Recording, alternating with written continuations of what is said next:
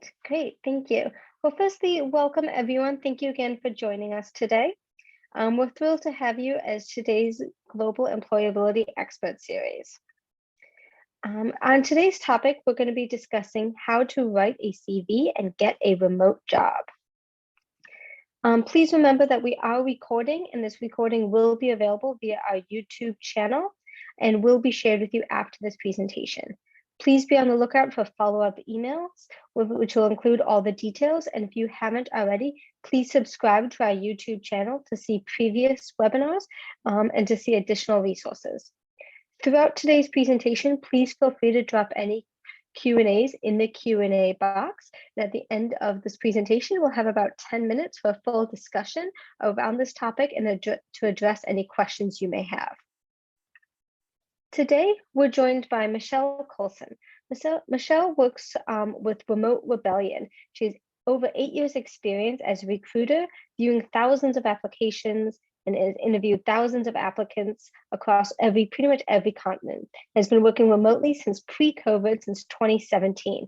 So she really is an expert on this topic of CV improvements and a great resource for any questions you all may have.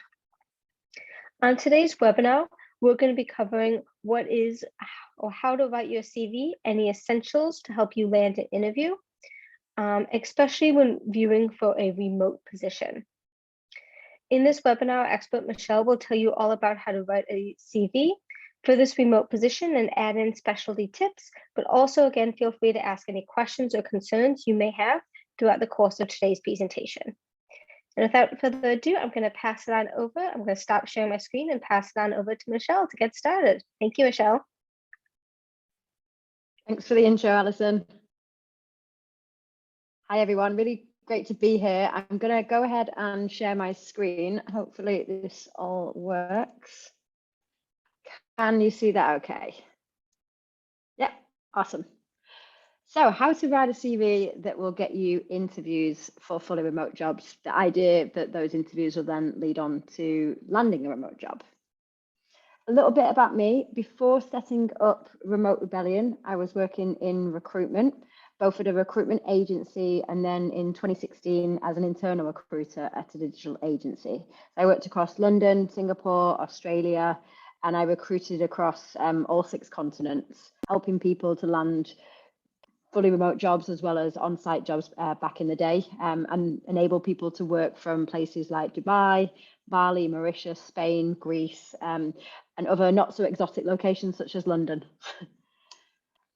So I now have started, or I set up Remote Rebellion last year, in which I help people to land fully remote jobs either through a one-to-one coaching program or the Remote Job Academy, which is an online group program that has weekly calls as well as the actual resources and some of the information that I'm sharing. So the information on CV that I'm sharing now is about 5% of the program. A lot of people think that the CV is the only thing that they need to do in order to get a job, but there's a lot more that's encompassing as part of landing that dream job, and not just landing any job, one you actually enjoy and you want to do and can see yourself doing longer term. So some of the things that are included, I'm not going to go through all of this, but basically there's training, there's resources, there's a network of your CV is shared with a network of internal recruiters, and there's also plenty of templates for you to work through. So does anyone know, I don't know if we can do in the chat function, but maybe it's a test for you, Alison. Do you know what the what CV stands for? I'm going to try and unmute yourself now. I was going to say, we can do in the chat function. Does anyone have any ideas that they want to drop in the chat before I jump in? I don't think I can see with my screen now, but if you can read them out. I can, don't worry.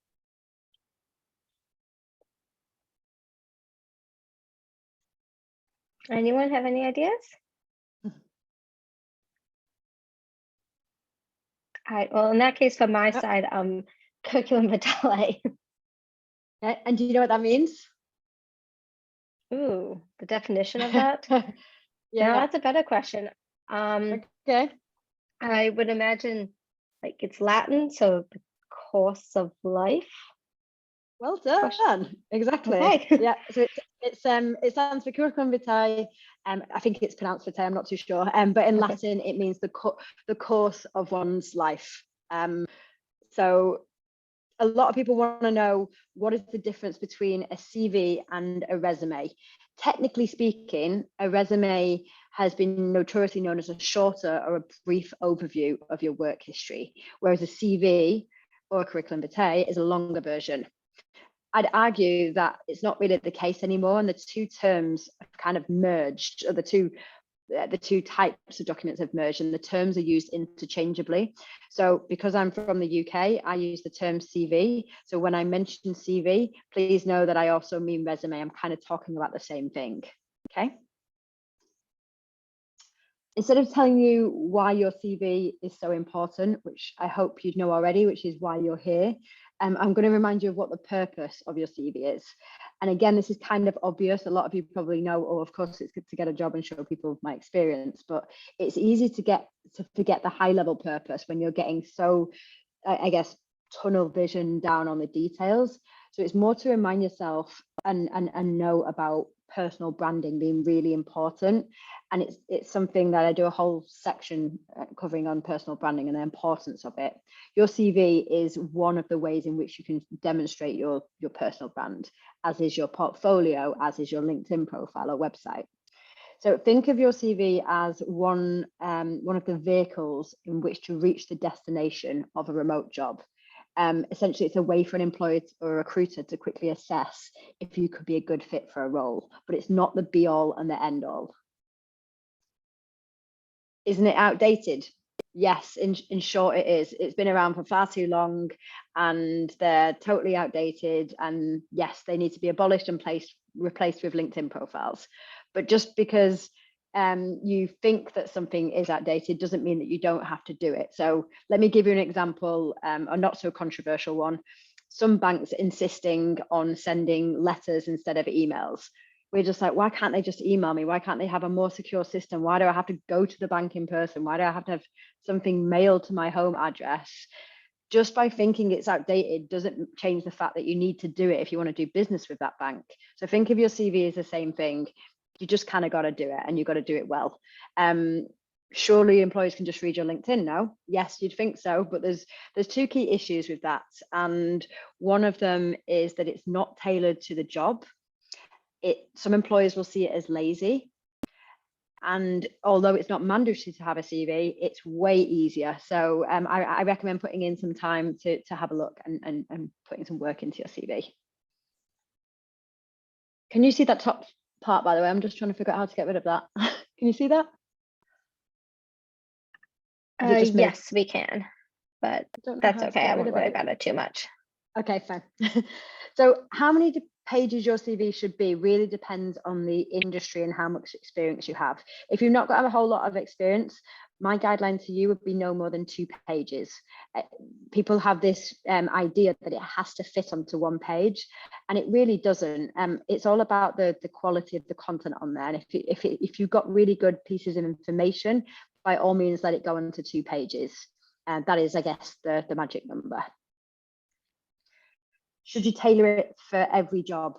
Not entirely. The way I talk about this is that, like money, most people don't have an abundance of money. You've got a certain budget you've got to allocate. Your time is the same. You don't have an unlimited amount of time to use. So factor that in. If it's a job that you really like the look of and you're excited about it, then yes, you may want to fully tailor your CV for it, and you may want to do that for a few.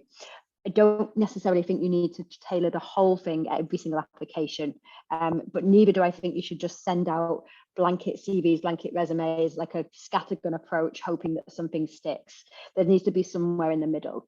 So the skills and the summary sections will be the most likely to change, which I'll go into later. And you might want to create a few different versions. So if you're targeting customer support roles in the education space, you may want to have a CV for that. Or you may want to have one that's tailored towards maybe a sales role in the retail sector. Whatever it looks like, having a couple of different versions so you're not redoing the same work over and over.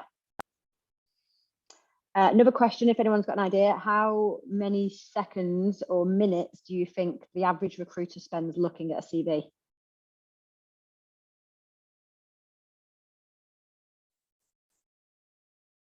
I'll let you read in the comments, Alison, or if you know yourself. Does anyone have anything you want to drop in the chat?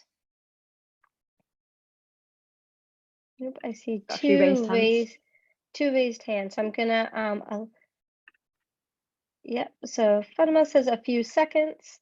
Let's see. He's covering bases there. I like that. Yep. Anna, I'm gonna give you permission to chat. Maybe. Anna, any feedback? If you. Yeah, no, I can't actually access the chat. It says it's disabled. Oh, sure. That would explain some of this. In that case, please, everyone, feel free to drop in the Q&A section, and I can see them from there. But Anna, any thoughts as to how long an employer might look at your CV? Oh, 5 seconds, maybe. Okay, great. Any Thank more? you. I see 10 seconds. Serena says a few seconds. Yasser says 10 seconds. Abir says 2 minutes maximum. Really good answers there. Anna, you're really, really close. And those people who said a few seconds, I like you hedging your bets. It is actually 6 seconds is how long it takes for the average recruiter to scan a CV. So think about that and don't let that put you off. If anything, say, how can I grab their attention in the first 6 seconds? Make it easy for them to see why you're the right candidate. So some of the things that you must include, at the very least, your contact details. So that's your name and your email address. Phone number is optional, but highly recommended if you want someone to be able to contact you a little bit more quickly. A summary of who you are, what you do, and what you want.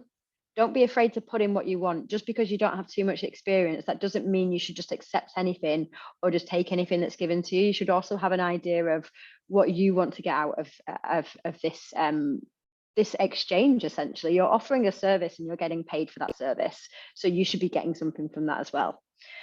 Education, your relevant qualifications, any courses or training that's outside of university. You might have done an Udemy or a Coursera course, or maybe done a LinkedIn course as well. And then obviously your experience. The main highlights should be job title, then company, and then dates. I'll show you later on an example of what I mean by that. And make sure in that experience that you're adding the value that you added. Don't just list a load of list of responsibilities. Add what benefit you added by doing that role. Should also include, in addition, the job title that you're aiming for, your hard and soft skills, any highlights, any achievements that you've done either in university, or maybe you've done a volunteer position, any languages you speak. A lot of people I speak to where English is their second language, they don't think to add their native tongue, and it's like they could have a really rare language that they speak. That could be an added value to an employer. Any interest, hobbies, any links to additional work. You don't have to make this a massive section, but add a bit of your personality and your personal brand to it. And if you're looking for a remote role, state the time zone that you're looking for. And if you think it's going to be an advantage, if you have any additional citizenships or work rights in other places. So one example, if you want to, rather than put your nationality, which I don't recommend, nobody needs to know your nationality, but you could say, have the right to work in X country, or EU citizen, or whatever that is that shows that you can work in several countries. Some of the things not to include, so avoid any kind of personal details such as your full address, your race, your gender. You'd be really amazed at the information I've seen on CVs. First of all, the longest CV I've seen is 17 pages. I've seen people's parents' names, their marital status, their religion. I think passport number was on there once as well, and date of birth. So you don't need that information. Most places, especially if they're a remote first company, they don't need that kind of information. You might be expected of that information on your CV from the home country that you're from, but remember, you're trying to attract global, international remote first organizations where it might not be the norm. References, you don't need to add on there at any stage. They can request this. They're not going to decide if you're a good person or not by having these references listed. And photograph is a really tough topic because a lot of people feel like they need to have a photograph on there. There's a few different trains of thoughts. Mine isn't gospel. I'm not speaking on behalf of all recruiters and all hiring managers. but it's of a general rule that you're better off not having a photo unless your industry is specifically asking. You might be doing maybe PR or modeling, you probably need a photo on there, but generally speaking, a photo is not advised to have on. And why? There's a few reasons. One, it takes up precious space. Two, is conscious and unconscious biases are present everywhere. I've done it before when I hold my hand up, I looked at a CV and this guy had his photo on there. And I scanned read and I saw his photo and I immediately had decided this guy looked arrogant just based on his photo. This poor guy had said nothing, never met the person. And I made a split decision just on one photo. And I stopped myself. I was like, I don't even know this person. How do I have the right to have this judgment? Whereas if he hadn't have had his photo on there, I wouldn't have made any decision. So you could be dressed in a smart blazer and someone might think, oh, they look too formal. They're not right for this company. It could be one tiny thing. Maybe your lipstick's too red, or you didn't shave, and some people didn't like that unshaven look. Like it could be something slight decision that you could be turned away from just by something that you can't really help about yourself. So I would avoid putting that photo on, no matter how good looking you are. Don't put the photo on. I would avoid it. And avoid any irrelevant awards, even if you're quite proud of them. Like I'm proud of my full driving license that I got a few years back, but it's not going to be relevant to any remote role that I'm going to be applying for. So keywords are super important. It's easy to get bogged down with your own words, but when you're searching for a position, use a combination of words that might be searched when someone's looking for you. One example is this: if you've got international experience and a recruiter is searching for someone like you with global experience, they might not find you because you've not included both terms. So have a think about those search terms. Put yourself in the shoes of a recruiter. What words would they use to look for someone like you? When it comes to content and design, content wins every time. Please don't spend hours on Canva trying to create the most perfect looking CV. Unless you're a designer, when design's going to matter, I'll show you the example later as well of what my example looks like. It's mostly about the content, and the reason for this is companies have an applicant tracking system, an ATS, and if you upload a pretty Canva CV in the wrong format, it can come out really badly formatted, so it can end up looking way worse than all of those hours that you put into it. So focus on the content, not on the design, and in one of these formats. Okay, down to the nitty gritty. So the type of role that you're interested in and not your current job title. So let me show you what that looks like. Let me just get rid of this. I don't know how to, I'll put it at the bottom there. There we go. So this is an example CV, and this is what I mean. So even if that isn't your job title, put in the job that you're looking for. So that could be junior data analyst or intern marketing assistant, whatever it is that you're going for, put in the job title there. Because what you want to get to, this bit that you can see in the screen, that's your first 3 seconds, let's say. So the way in which most recruiters will scan your CV is, check, this matches with my job. I'm going to scan read this. Then I might go down to the experience and see what they've done. In your case, if you've not got too much experience, your education section will want to be above your experience. But definitely having this key skills and achievements section is super important. I'd advise having no more than 7 in here, and making sure that you're actually giving a bit more information on the value that you added, whether that's on a university project, whether it's for family and friends company, whether it's on your own side projects or freelance things. Everything is about the value that you added.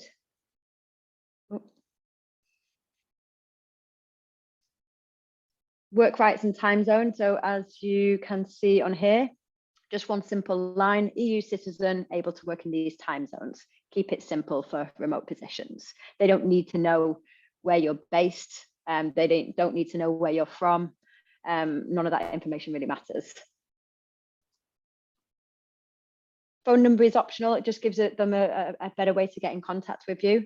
Additional information you might want to include here is if you're looking for a developer role, you might want to include a link to your GitHub or your Stack Overflow link.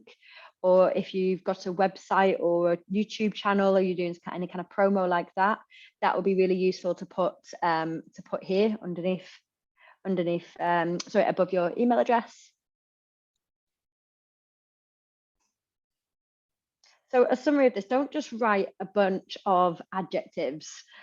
You want to talk a little bit about what your strengths are and really grab the reader's attention. Use some of the terminology of the jobs that you're applying to. So when you're adjusting your CV for each role, this is the bit that you might want to adjust slightly, okay? So you might want to say, so here really, they've been specific. They've not just said, I'm looking for a job. Like you want to speak to the reader slightly and show them that you're not just going for any job. You are looking for a customer support role in an education sector in a startup. Because what you want them to do is you want the reader to look at that and say, oh, that's us. This person is matching what we want. We're a fit, we're a match, rather than I compare dating and recruitment quite a lot. So think of it as if you're going on a date with someone and they just say, yeah, I just want to be with anyone. It doesn't make you feel very special, does it? You're just like, oh, so they're just going to date anyone. I'm just anyone. Whereas if they're like, I'm looking for someone who is, into sports, and they are funny and they're this and they're that, they're like, they're describing me. That's quite nice. Like they're looking for someone like me. So it's the psychology behind it, of having a bit of an ego boost, of someone reading this saying we're a match, rather than they're looking for any old thing.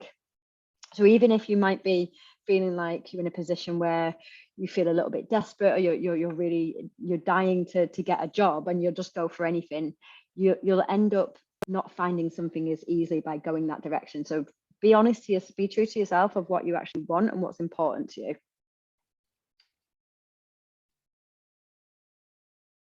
Then the key skills and achievements is really important. This could also be highlights. So it's important to have a little bit of a brainstorm about this before. What are your hard skills? What have you actually done a course on? What do you have solid experience in? And what are your soft skills? So say you're a really good communicator, say more than just I'm a good communicator. What are the types of people that you've been working with? Have you experienced different cultures and different languages? Speak the organization's language in these sections, and you can come up with a few more than the amount of skills that you've got in here, and then change them around depending on the job that you're going for. So if the job ad is focusing more on content, you keep these at the top. Whereas if you've got a job that's maybe talking about budgeting a lot, then match that and then have that higher up, so it's grabbing the reader's attention as much as possible. Include numbers, include statistics, include any kind of improvement, prove your claims. Don't just say a bunch of adjectives, I'm hardworking, I'm this, I'm that, because so what? Prove it. How can this person know that you have those things? And you might not have the numbers exactly, but you might want to guesstimate or ask past colleagues, get some recommendations from people as well, which will help you add to your strengths. It can be hard sometimes to know what am I good at, and I'm sure you've covered some of these in the employability sessions, but picking out your strengths and what you're good at. Someone else might say that you're really good in organization. You're like, oh, I didn't think I was organized. So pick out things that other people have said about you as well and add that in. I had one client who was a tech support person, and his CV was a little bit beige, a little bit grey. It didn't have too much great information in there. And I said, what did past colleagues say about you? And he told me that he had one guy who called him Superman because he was always there to save the day. And I was like, what a brilliant line. Like, having that in your summary, if I read that, I'm going to smile, and it's really unique. So don't be afraid to stand out and be unique, rather than keeping it professional. If you're going for an organization that's not super corporate, they're going to appreciate you being a bit real, rather than trying to be super professional and not showing your personality.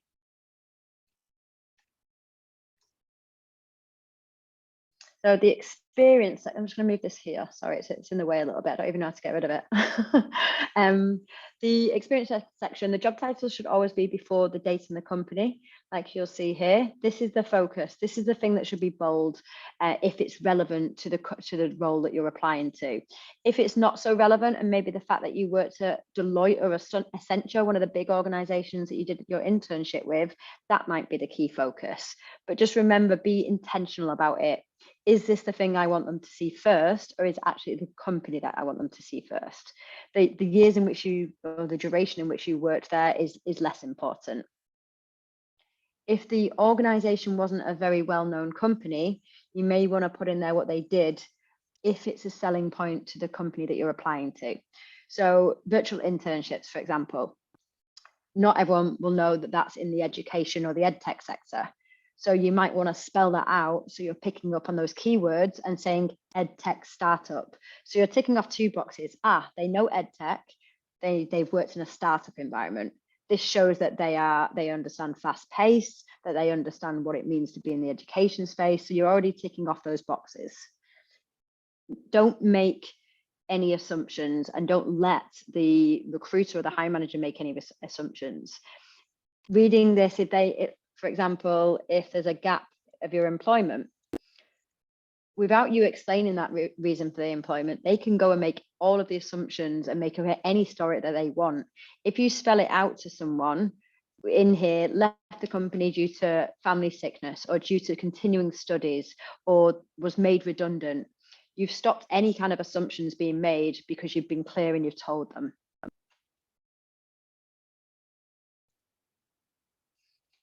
And also make it clear if the role was temp or contract or an internship. Don't let them assume if it was a 3-month thing that it was just internship, unless you actually tell them that, and that's the reason why it was temporary. And again, indicate the value that you added rather than just saying what you did. So here's some examples. So converted longer form content. Wait, there's probably a better example here somewhere. There we go. Grammarly is also very, very good to get, because as you can see here, there's a spelling mistake. Grammarly will pick it up in the document, and especially like if English isn't your first language, even if English is your first language, I use Grammarly on a daily basis, in addition to using this thesaurus add-on, which is great if you're really trying to think of another word for organization, for example. You pop that in and it will come up with all types of other options. I love this. I use it all the time. So using Grammarly, using Power Thesaurus to make sure that there's none of these mistakes in there, especially when you're saying one of your skills is attention to detail. I've seen attention to detail spelt incorrectly before, and I don't know if they did it ironically or if it was actually just a mistake, but try and avoid things like this. So here they've said, they didn't just say that they created solution-oriented approach, they said it resulted in this improvement of this. So you're proving the claim that you actually created solutions, and this is the impact that it had. On to the next one. Then education. If you don't have any relevant experience, by the way, internships do count as relevant experience, but if you don't have anything just yet and you're just coming to graduation and all you have is your studies, you will have something else. So you will have worked somewhere or had some kind of impact, even on the projects on your university. Think of anything that can be any skill that you've done that you can transfer into another organization. Include any relevant modules or dissertations, any volunteer work that you did. You could talk a little bit about certifications that you've done, maybe in your downtime.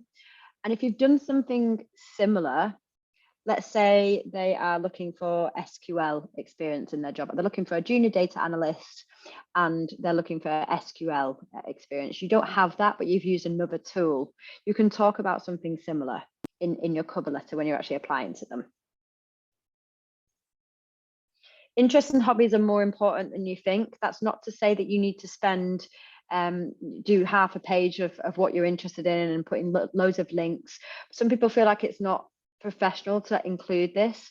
As long as it's right there at the bottom and is no longer than a couple of lines, it's a really nice way to set yourself apart. And that's not just a nice thing to do just to show your personality. When recruiters, hiring managers, anyone, there's speaking with people, they want to find some kind of common ground, and people generally hire people that they have a common interest in. So that could be that you've written videography here. The person reading this is like, oh, I'm into videography. I'm going to speak to this person. And it's not always a good thing. This kind of bias of like, they're like me, I want to hire them, is the reason why there's not as much diversity in organizations. So it's not a good thing, but use it to your advantage. If you put in some really obscure hobby that you, I'm not going to say an obscure hobby because then I might offend some people, but let's say there's a really obscure hobby and you put it in here and the person reading it is like, what's that? I want to find out more about that. That sounds interesting. You've got that common ground already. So you've already set yourself apart. And when you're going for positions that require less experience, that matters way more. So use that to your advantage and put a bit yourself out there. So a bit on the conclusion.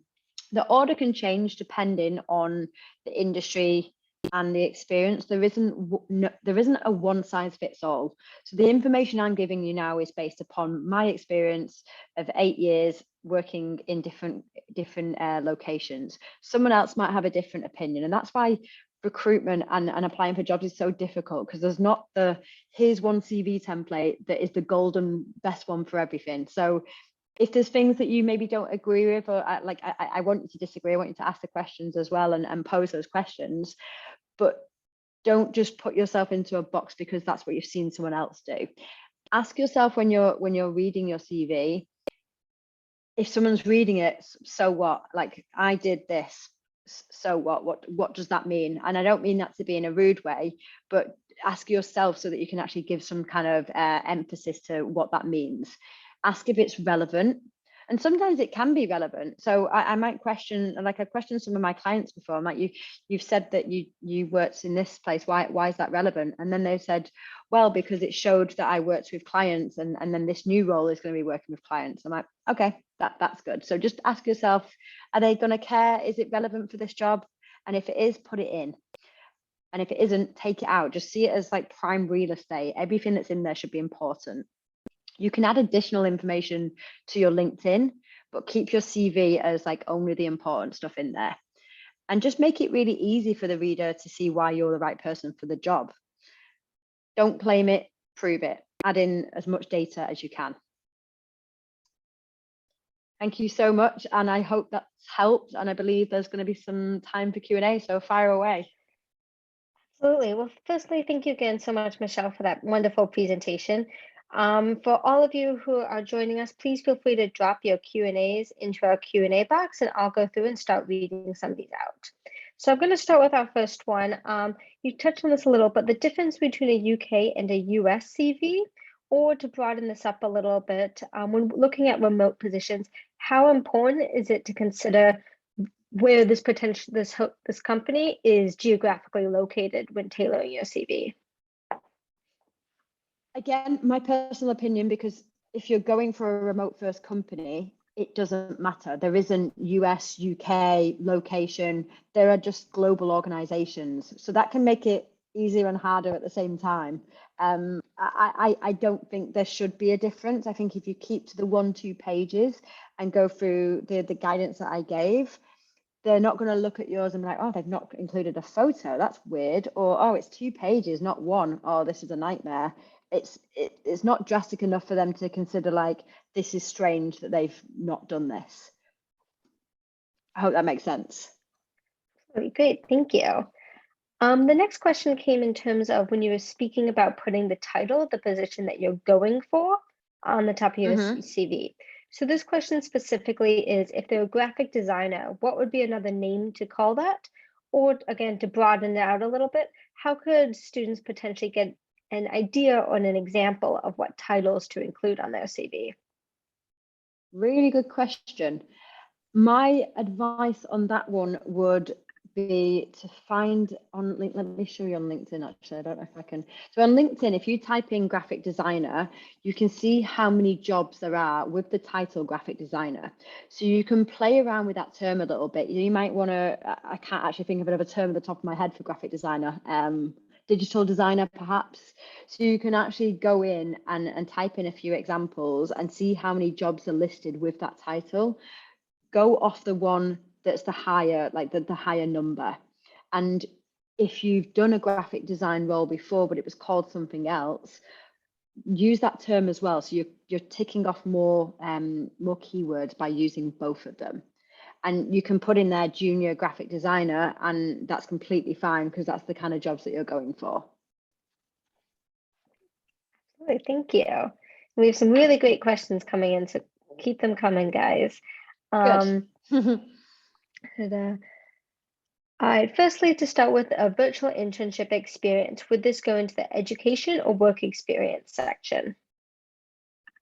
That depends on what you did, but I would imagine that would be on the, if it's an internship, then 100% into your experience, because that's work experience. Yep, absolutely, great, thank you. Otherwise, next question is in terms of salaries.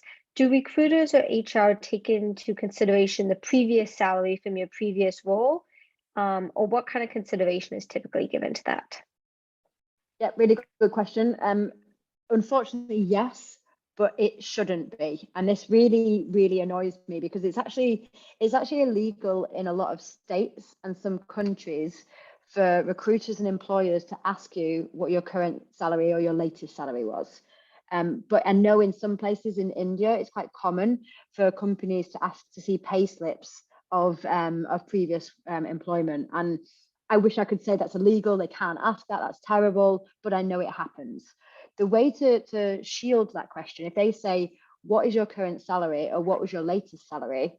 You answer the question like a politician would, where you shield it slightly and say, I'm currently interviewing or I'm currently considering opportunities between X and X, and give a salary range. And that way you kind of answered the question, but answered it in the way that you want. And when giving that salary range, give them your genuine range. What is your absolute minimum that you would accept and be happy with? And what is like a bit of a really optimistic, and give a realistic range, whether that's 10 to 20K a year or whatever that is, give them that range and be confident with it. And by saying, I'm interviewing with opportunities between this and this, you're being assertive in what you're looking for. So you're showing that you're assertive. Secondly, you're knowing your worth. And thirdly, they're like, oh, someone else wants this person. Just like a psychology, like you've got two restaurants next to each other. One of them's got people in it. The other one's got no one in it. You're gonna go to the restaurant that's got people in there because you're gonna assume it's better because people are already eating there. It's the same analogy when you're in demand by other organizations, other people will want you, even if you might be telling a little white lie. So to clarify that point then, and someone who's looking for a position can ask for a completely new salary that they've not made previously based on the going rate or on the new base that they're seeking. Yeah, exactly. Don't be afraid to ask for it. If you feel like that's the market rate, you feel like that's what you're worth, and that's not a crazy ask. Just because you haven't earned that before doesn't mean you don't deserve it and you can't ask for it. All right. What about for those who are applying for part-time or hybrid roles? How would they list that on their CV? And should they be upfront that they're looking for a part-time position, or where would you recommend listing that? Yeah, that's a good question. Definitely list the fact that you're looking for a hybrid role. And in this case, you may want to put the location underneath your name on your resume, on your CV. You might want to say London, and then in the summary, looking for hybrid remote roles. And if part-time is all that you can do, then yes, put it in there. You're not going to have as many opportunities, that is true, but it's highly unlikely that a company that's offering a full-time role, even if they see your CV and think you're great, they're not going to then turn around and say, oh, we'll let you have a part-time role because you're so good. They usually are quite stuck on that, it being a part-time or a full-time. So there's no harm, there's no advantage in you hiding it from the start and not just being upfront, because you're going to end up wasting both of your times. Great, thank you so much. I have one more question here, but if anyone wants to ask any last questions, please add them now. Otherwise, our last question is going back to graphic design and formatting of a CV. If someone is, for example, a graphic designer, how important is that formatting of a CV outside of what you talked about of the plain template, and then opening that up to other career fields? For example, portfolios, or you mentioned anyone who works in web design. If you're in one of these fields that does have a visual representation of your work, how would you recommend including that? Really good question. I would recommend, if you don't have a website or a portfolio of your own, put any works that you've done, whether they were paid or not, onto Behance or Dribble. Use those platforms and have a link just above your email address on your resume, and have that link to show your work. So even if your resume doesn't look fantastic, they can see the visual representation of your work in your portfolio. And then similarly, if someone is, for example, a graphic designer, would you expect more from their CV in terms of that design or visual element to make it pop, or what's your opinion now? Oh, it's a really good opinion. It's a really good question. I wouldn't necessarily expect it. It would be an advantage if it looked good, but then you risk it being formatted really terribly in some ATSs. And I'm not saying that it will be formatted badly in all of them, but it is a risk that you take. Okay, great, thank you. Any last minute questions from anyone? I think we have about 2 minutes before we close out. Otherwise, we're perfectly on time. So well done, everyone. Okay. Well, in that case, thank you again so much, Michelle, for taking the time to speak with us today. And thank you to all of our former interns or interns for taking the time to attend today. We will have this recording shared out on our YouTube channel. So if you have any questions, either about contact or any follow-ups, please feel free to reach out to either your intern experience manager, to the hello@virtual internships. We'll always find a way to connect you. And thank you again, Michelle. We're seeing some really positive feedback coming into our Q&A and expressing our gratitude. So thank you for being here today and for sharing your expertise. Awesome. Thank you so much. And thanks for the great questions as well. You really tested me. I appreciate it. All right. Thanks, everyone. In that case, Thanks, everyone have a wonderful rest of your morning, afternoon, or evening. Thanks. Thanks. Bye.